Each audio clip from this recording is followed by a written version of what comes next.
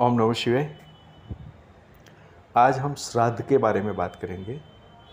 देखिए, ये आज बात करने का मन इसलिए कर रहा है क्योंकि श्राद्ध क्या होता है ये लगभग किसी लोगों को पता नहीं है। और श्राद्ध जो है वो अपनी हिंदू संस्कृति के अंदर, उसके परंपरा के अंदर, उसके पीछे का लॉजिक क्या है वो आज समझने की कोशिश करेंगे। तो आशा करता हूँ कि आप पूरा समझने की कोशिश करेंगे, पूरा बात को जानेंगे। उससे दूसरा फ़ायदा ये होगा कि आपको पता चलेगा कि हम लोगों जो है, मतलब जो हमारा शास्त्र है, उन्होंने कहाँ तक प्रगति की थी।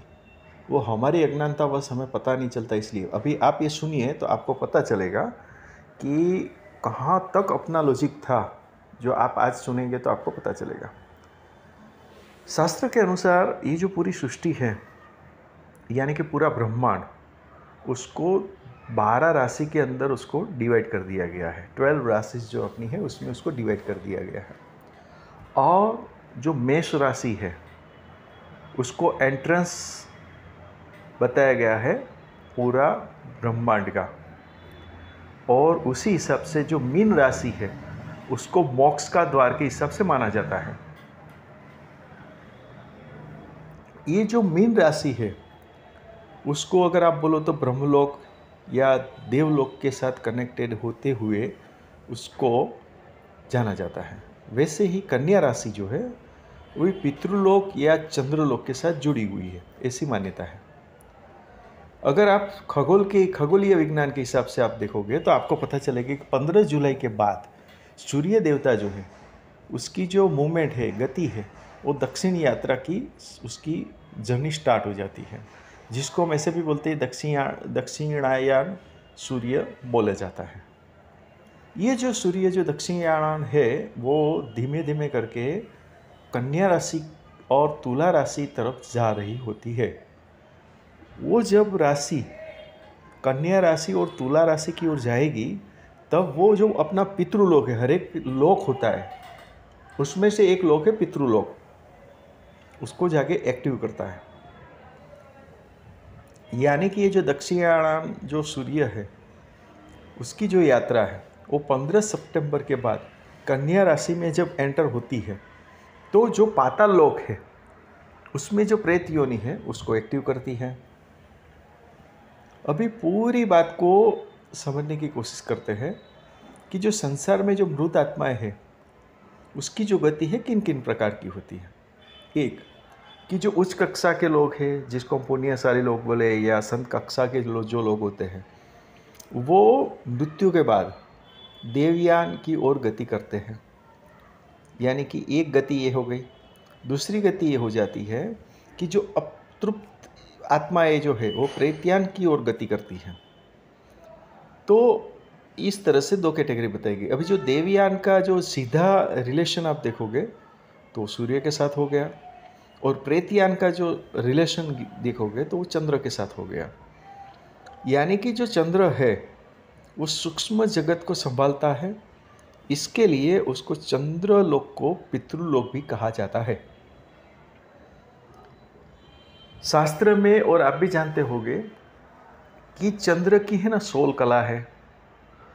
हमारे शास्त्र के अनुसार भगवान भी हो गए जो 16 कला से युक्त थे। अभी पता चला युक्त का कला जो है उसका क्या मतलब हुआ, कभी समय मिला ऐसा संजोग बना तो बात करेंगे 16 कला क्या होता है, ठीक है। पर यहाँ पे हम बात करें कि शास्त्र के हिसाब से चंद्र को 16 कला में बताया गया है। और वही 16 कला को हिंदू पंचांग में आप देखोगे तो 16 तिथि हो जाती है। यानी कि पूनम से लेकर अमास तक की जो तिथियाँ है 16 है, और उनको सूद या वध के नाम से भी जाना जाता है, और वही रिपीट होती है। यहाँ तक पता चल गया। दूसरा है कि यहाँ पे एक थोड़ा समझने की बात है कि जब आदमी का अवसान होता है, कोई भी हो उसका अवसान होता है, तो वह उस दिन तिथि होगी ही होगी। तो वो जिस तिथि में उसका मृत्यु हुआ है वो चंद्र का वो जो कला है उसमें वो जाके स्थान प्राप्त करता है। सपोज करो कि कोई भी आदमी मृत हुआ 14 को, तो उसका वो 14वीं कला जो है चंद्र की, उसमें उसका स्थान फिक्स हो जाता है। ऐसा कुछ लॉजिक है। जब सूर्य कन्या राशि में आता है तब भादरवा सुद पूनम उसको बोला जाता है। जब उस टाइम पे चंद्रलोक के अंदर जब पितरुओं को जगाया जाता है, उस समय पे चंद्र की 15वीं कला का द्वार भी खुल जाता है और उसमें रहे हुए पितृ पृथ्वी के जो भी संबंधी है, उसके जो रिलेटिव्स है, वहाँ पे जा सकते हैं, आ सकते हैं, ऐसा कुछ व्यवस्था है, ऐसा शास्त्र बताता है। दूसरी बात यहाँ पे एक क्लियर होती है कि पूर्णम के बाद जैसे जैसे कला चेंज होती है, यानी हर एक दिक के अंदर, तो उस दिन उस कला का द्वार खुलता है, जिसके अंदर से वो जो पितृओं है जो उधर बसते हैं, वो वहाँ से निकल के उसके घर पे रिलेटिव के यहाँ पे आने के लिए शक्तिमान हो जाते हैं। ठीक है, ये लॉजिक समझ आया। अभी एक लॉजिक ये भी पता चलेगा कि भाई खीर क्यों बनाई जाती है। तो चंद्र जो है उसका जो आधिपत्य है उसको दूध में के साथ रिलेटिव किया गया है, यानी को रिलेटेड है, तो इसके लिए उसको खीर का नाम दिया गया। खीर कैसे बनती है आपको सबको पता है, उसमें कोई डिटेल में जाने वाली बात नहीं है। इसीलिए श्राद्ध पक्ष के अंदर दूध पाक या तो खीर का विशेष महत्व दिया गया। राइट। तो आगे जैसे हमने बताया पूनम से लेके हर एक जब तिथि आती है उस हिसाब से उसके द्वार खुलते हैं और जो पितृ उसमें से जो कैपेबल होते हैं अपने घर पे जाने के लिए, तो उस टाइम पे वो अपने घर पे आके अगर उसको श्राद्ध मिलता है तो संतुष्ट हो जाते हैं, आशीर्वाद दे के जानते हैं और उसका जो कुटुंब है वो डेवलप होता है, यानी कि उन्नति करता है। कई बार क्या होता है पता ही नहीं होता है, कई कई संजोगवशात तो वो जो आत्मा है शास्त्र के अनुसार घर पे तो आती ही है, पर क्योंकि उसको श्राद्ध नहीं किया गया कोई पण कारणों से, तो फिर नाराज़ हो जाते हैं। फिर कई बार क्या है, वो डिपेंड करता है वो आत्मा के ऊपर कि वो अतृप्त अवस्था में वापस चली जाती है या किसी और जगह से जाकर तृप्त हो जाती है, या कुछ भी हो सकता है, उसमें हम नहीं ज़्यादा बात करते हैं। ठीक है,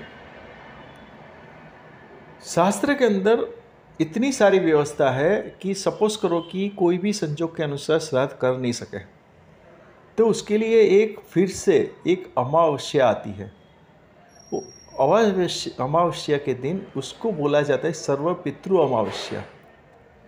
उसमें दो लॉजिक लगाया गया, एक कि कोई वजह से आप श्राद्ध नहीं कर सके या कोई वजह से हमें पता ही नहीं है कि किनका श्राद्ध करना है, क्या करना है। ठीक है, तो उनके लिए एक ब्रॉड माइंड से सर्व पितृ अमावस्या करके बताया गया, यानी कि जो भी रह गए हैं या याद नहीं है या जाना नहीं है, कनेक्ट में नहीं है, कुछ भी है, वो सब लोगों को उस दिन श्राद्ध अगर करते हैं तो उनको वो श्राद्ध संतुष्ट करने में काफ़ी है। वो काम होता है अमावस्या के दिन, इसलिए उसको बोला जाता है सर्व पितृ अमावस्या। यहाँ पे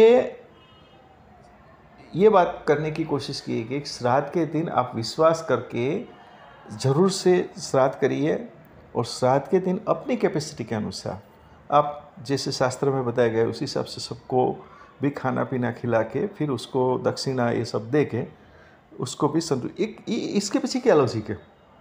इसके पीछे भी यही लॉजिक है कि उस दिन आपने देखा होगा कि रिलेटिव जो भी है, भाई बहन ये वो सब लोग इकट्ठा होते हैं, तो उस टाइम पे जब पितृ आते हैं तो सबको इकट्ठा देख के खुश होते हैं। ये साइंस है। लॉजिक क्या है पता चला कि उस दिन सब लोग को साथ में देख के उसमें पितृ तृप्त होते हैं। कई बार क्या होता है सबको साथ में देख के ही पितृ तृप्त हो जाते हैं। तो कुल मिला के अगर आप देखो तो ये फ़ायदा हो जाता है, उसमें कोई नुकसान है नहीं।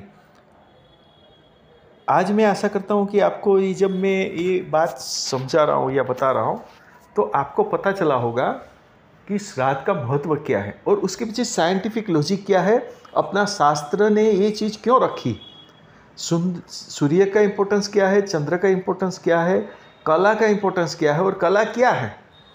ये सब बात आपको आज पता चली होगी या जानते हो तो मेरे हिसाब से वेरी गुड। अगर जानते हो तो भी कमेंट करना, नहीं जानते हो और पता चला तो भी आप कमेंट कर देना, या इससे आगे कुछ आप जानते हो तो भी कमेंट कर देना, तो हमें भी पता चले कि हमारे जो प्रेक्षक है या हमें जो सुन रहे उसके पास किस लेवल का नॉलेज है या कुमार ज्ञान जो काम कर रहा है अभी आपको कुछ नया परोसने की कोशिश कर रहा है, उसमें एक लेखा जोखा पता चलता है। तो आशा करता हूँ कि आज का टॉपिक भी आपको अच्छा लगा होगा। ओम नमः शिवाय।